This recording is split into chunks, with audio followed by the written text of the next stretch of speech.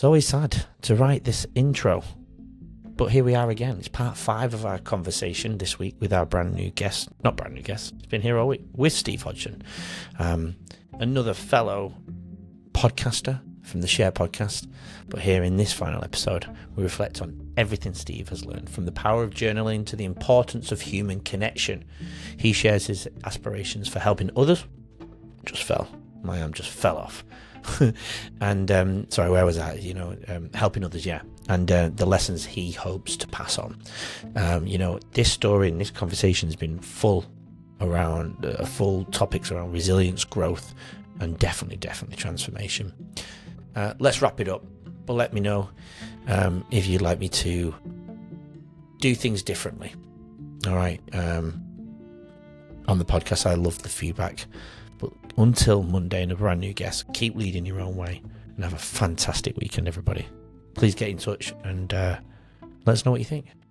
Speak to you then. Through the depression, when I went through depression, I went to see the doctor and things were given to me to take.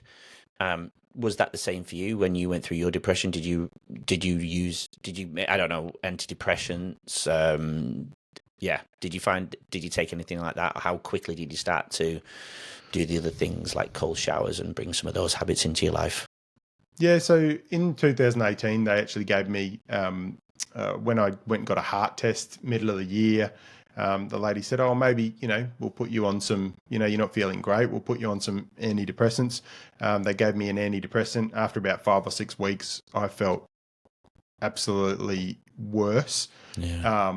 So I stopped and I thought, I'm just going to continue to struggle on and struggle through. Obviously having quite a successful business, having a very supportive wife and family, I was able to take a little bit of time off and kind of, just manage things to try and get through and just kind of go, I'll be all right. I just need to rest a little bit more. And it wasn't until I, got onto a couple of health providers, because for me it was about, I think the body should be able to fix itself. So I got onto a couple of health providers and, I got onto a naturopath. I got onto someone in alternative medicine. I would do massages. I would do cold plunge, those kind of things. I would start getting into that kind of thing. But it wasn't until, 2021 where I ended up going to a psychiatrist, and the psychiatrist said, you need to get onto antidepressants. And I said, I had this antidepressant, it made me worse. And he said, yeah, it was treating a different type of chemical imbalance in the brain. He said, your symptoms are linked to a different type of antidepressant. So he put me on that, and that antidepressant has stabilized me from a mental health perspective, and that's been great, So there's a lot of shame and there's a lot of guilt and there's a lot of embarrassment, especially for us men, around getting on and being on antidepressants or anti-anxiety medication or those kind of things, and going through the mental health perspective. I would say to anyone listening that, listen to the professionals, but also listen to yourself. Like if you're taking something and it's not working, go back and talk to them. Go back and get another checkup and say, hey, this is what I'm experiencing. I don't think this is quite right. Yeah. Because for some people that are in really, really dire straits from a mental health perspective or going through a certain mental illness, sometimes things need to be tweaked. Things need to be changed because they don't know how many milligrams of a antidepressant or a medication is actually needed to hit that right balance and stabilize you. That's so important, isn't it? Because if you hadn't gone to see that other person who gave that piece of advice, you probably would have carried on the old ones that were never really going to help you. Yeah, well, I stopped them. I stopped them good. Because they'd made me worse. And I went, no, I'm not, nah. But I wasn't really in favor of them to start off with anyway. And the difference is that a GP sees, I don't know how many people a day. A psychiatrist sees less people, and they focus more on the mental health perspective. If you go and see a GP, the GP may not be focused on mental health. They're seeing people for cuts and bruises and colds and viruses and just handing out antibiotics and those kind of things. So it's really, one of the key things I found, and I got connected to a guy last year, and I went and saw him, and I said, "Oh, have you been to a doctor?"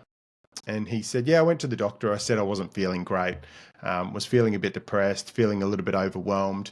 And the doctor said to him straight up, "Oh, mate, that's life. That's us. That's it, you know." So that guy shut down straight away, right?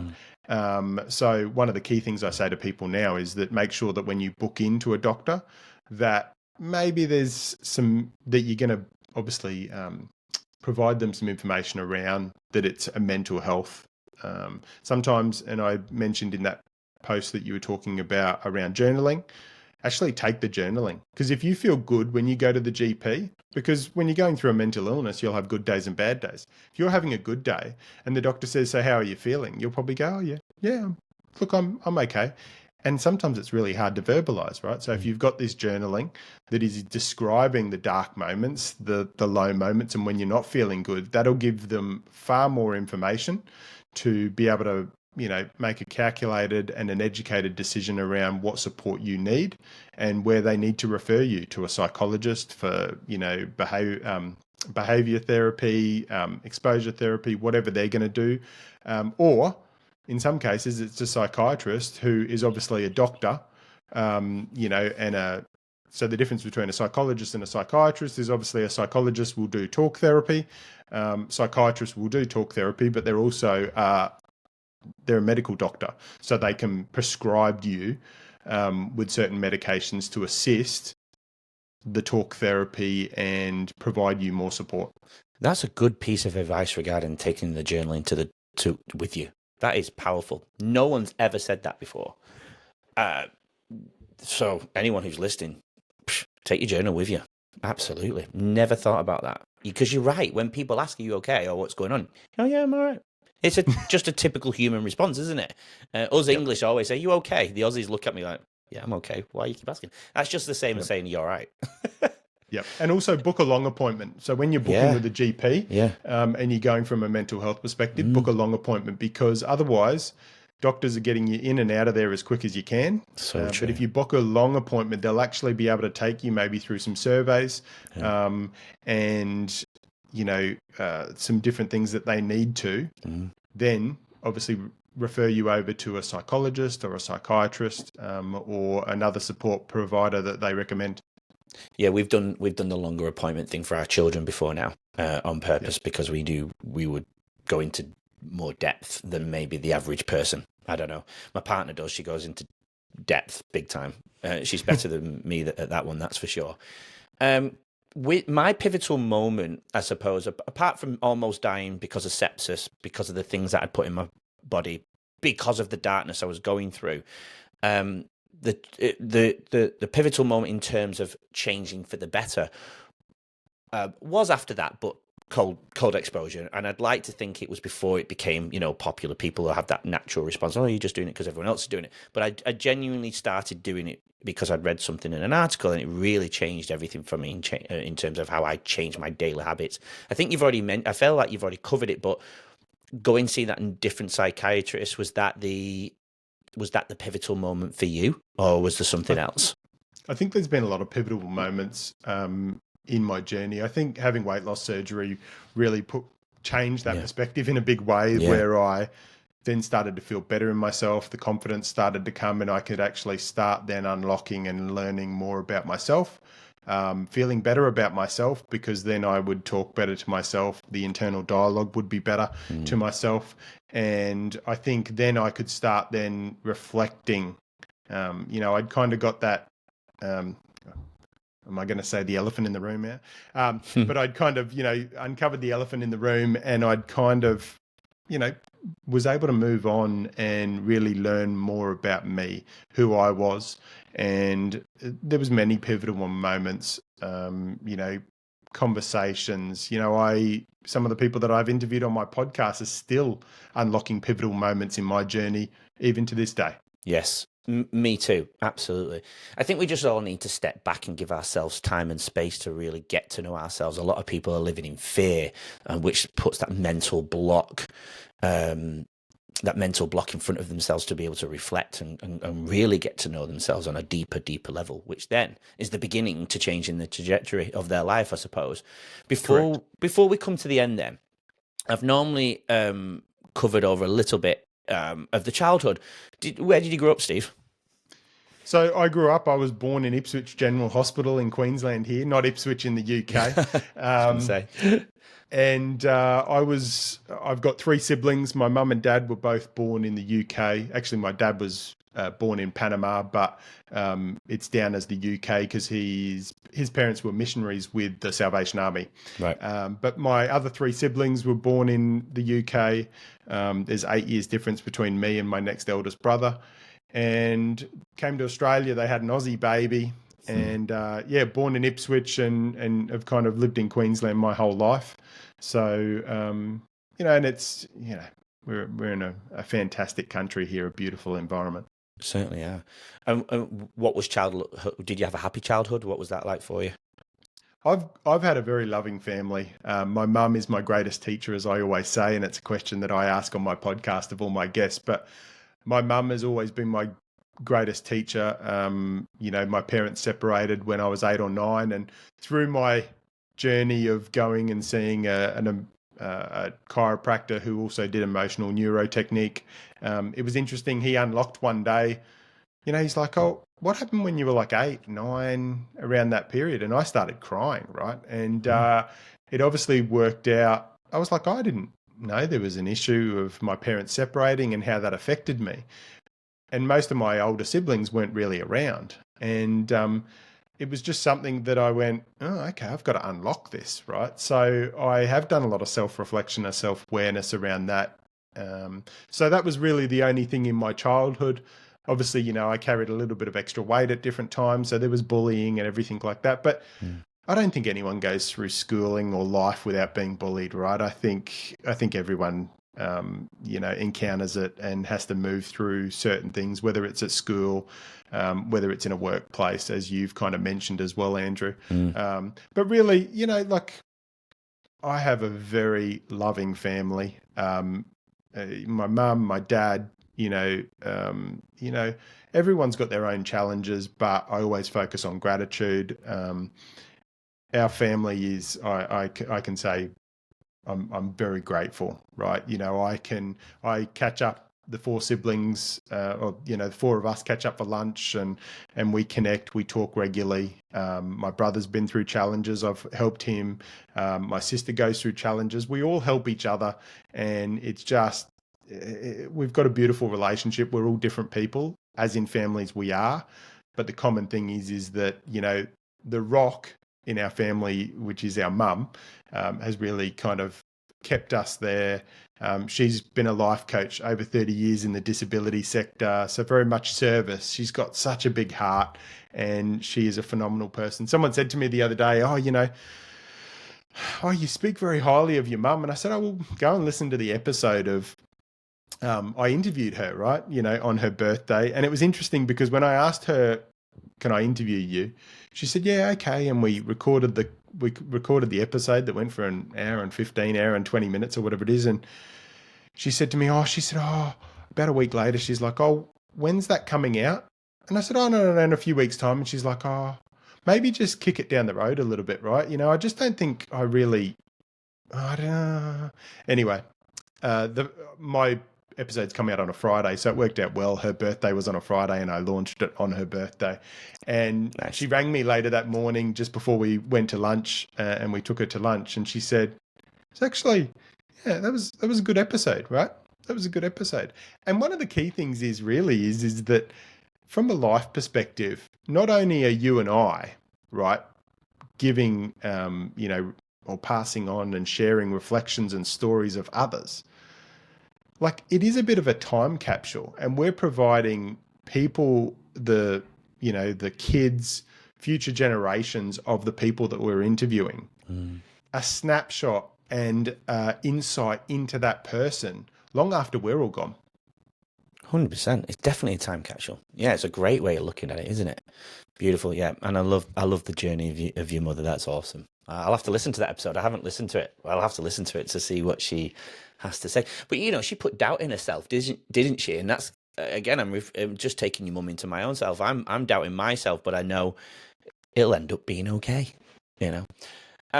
Before we end, Yes. I've come to a close. Oh, actually, I do have one question before I go to my final question. Yep. You mentioned before, have you always been in real estate? Because you mentioned the word principal. Yeah, I started in real estate in when I was 19. Okay. And then 2008, we actually bought the business and been in it from that. Still own the business today. Tracy runs and manages that and has done for a number of years now. But I'm completely out of real estate now. So I've normally covered this at the beginnings, and because our conversation's beautifully gone off and we've come back to your journey, we've incorporated some of the sciences into it, which I love. But what does your day look like now then? So my day, for many years now, I've been very much a stay-at-home dad, really. But I do podcast. I'm building up my mental health first aid business, but Love it. very making sure. I'm very conscious now of not moving into. I was always an all or nothing type of person. So through the recovery stages, as I move through the transition of that, I am still very much aware that I need to look after myself. I need to put in my self-care, and I don't want to rush back to that all or nothing. So a lot of the things now, it's interesting. Someone will say, "Oh, will you do this?" And Steve of 10 years ago would have gone, "Yeah, I'll do it. Yep. Yeah. Even though I probably didn't have the capacity to do it. So now, I'm kind of transitioning, and I've got a plan to do some more coaching and more consulting. My podcast comes out every Friday, and I am having some really good conversations with some organisations to kind of bring that mental health first aid courses into their realm and really start helping individuals and organisations kind of unlock the benefits of that. I feel like I know the answer to it, but would you ever go back to real estate? No. I knew it was going to be a straight no. You've answered one of my final questions because the one of the questions is your future plans. So you've made that very clear, very crystal clear, and I love the beauty. It's interesting, Andrew. You just asked me that, right? And I can say that no, right? You don't have to ask me again. But there's a sadness inside me because I do miss a lot of real estate. I get a little bit teary actually, but it has built and created what I have in life today, Yes. what my family have in life. We have had an amazing, couple of decades of trips and experiences that would never have been possible if it wasn't for having a business and being in real estate and achieving those things. But and the people that I helped and the service. But now it's really just shifting that into serving people and serving the community in other ways. Yeah, man. We're exactly the same but different. I'm the same about teaching, and that's your gratitude side of being grateful for that industry. If it wasn't for teaching, I wouldn't be here in Australia. Yeah. I wouldn't be living by the ocean 5 minutes away, the sunset, the beach, the sunrises, everything you mentioned earlier that makes me helps contribute to me achieving the long-term state of happiness. But it's not for me anymore because of the tick boxes I had to tick, the burnout, the fatigue, not being present. That was probably the most important for me. I was just not present at all. Yep. Had all these amazing things that I'm grateful for. Bought my car, built my house, had my first child, but it didn't fix me. It didn't fill in those holes. Building a school from scratch was my dream job. I always wanted to do it. Didn't fix me. I was just low. So yeah, I can, but I'm very grateful, very, very grateful for all of those experiences. But my long-term purpose is to, as we've mentioned before, and that's pretty much how I close down the podcast. But I do have one more question. I'm sorry before that one. That's all right. If somebody was listening to this episode today and is on a very similar journey to the topics that we've covered, what piece of advice could you give them? Start journaling. I thought you might go down that road. Yeah. Start journaling. Start just asking yourself questions, Yeah. How do I feel at the moment? how long have I felt that way? What do I actually love? Compile a list of the things that bring yourself joy, right? Start building up the toolbox, because journaling will start building up a toolbox of the things that, kind of unleash or ignite that spark inside you. When was the last time you laughed? What were you doing? When was the last time you smiled? What were you doing? When was the last time your heart fluttered? What were you doing? Right? Just start journaling and journaling and journaling. Journal, okay, I didn't feel that great on that day. What did you eat on that day? Yeah. Did you go to the gym? How were the days, how did you feel on the days that you did go to the gym? How did you feel on the days that you went to the beach, or were in an environment, or had a cold shower, or went to the gym, or caught up with a friend? For me, and it was interesting, you mentioned it earlier about, do I have days when I struggle and are there dark times? It's interesting, post this Christmas area, I haven't had a lot of podcast episodes on. I haven't had mental health first aid courses on, and I've actually been struggling a bit, right? This week I've actually got some episodes I'm recording with some awesome people. I'm obviously, being kindly offered to, be interviewed by you, which has been fantastic. And that just unleashes me, right? For me, it's human connection and impact. Because I know someone will be listening to this and they'll get something from me and they'll get something from you. And there is someone listening right now that the trajectory of their life changes right now. Yeah, agree. They pick up the phone and they ring a doctor. They make a change. They do a tweak. They start having cold showers, right? And it will actually start putting them on a path to being the best version of themselves. Beautiful. Perfect way to end. Final thing though, your purpose. It usually gets answered in the episode. It's probably very crystal clear to everybody, but I asked the guest to put it into a very simple sentence. Steve, what is your purpose? My purpose is to help people unlock and empower themselves to be their true selves, and to know that the journey that they go through, the experiences that they go through, actually strengthen them, and they should be grateful for absolutely every experience and every event that happens in their life. Beautiful. Steve, it's been an absolute pleasure for joining. Thank you so much. Amazing conversation. I really appreciate the opportunity. It's been fantastic. Oh, no, mate, seriously, thank you so much for coming on Leading Our Own Way. I love your stuff. For anyone who has enjoyed our conversation, please tune into Steve's podcast, the Shared Podcast. I'll put everything in the show notes. Make sure you follow the show. Make sure you give it a review and enhance it. Get it out there in the world. If we can all put this information out to more people, will help benefit anyone who's listening. I feel like we've mentioned it before, I feel like we're on a very similar journey from very different backgrounds, but on a very similar journey. We've got very similar mindsets. I love it. Thank you for your insights today. Thank you for sharing your journey. Thank you for being vulnerable. And, I called it Leading Our Own Way because we all lead our own way in our own way, in our very own individualized way. So you're very much doing that at a very deep level. Keep doing it, Steve. And it's been an honor to form a friendship with you, and I hope we keep the friendship going. Yeah, definitely. Thank you very much, Andrew. And I look forward to flicking and switching the mic and having you on the podcast soon. Oh, wow. I'm nervous now. I'm starting to sweat. I need to go and jump out of a plane. or in a cold plunge. Yeah, I'll go and do that now. Thanks, right, Stephen. Thanks for everybody else tuning in. Until next week with another amazing guest here in Leading Our Own Way. Make sure you go and lead your own way. Have a great week, everyone. We'll see you soon.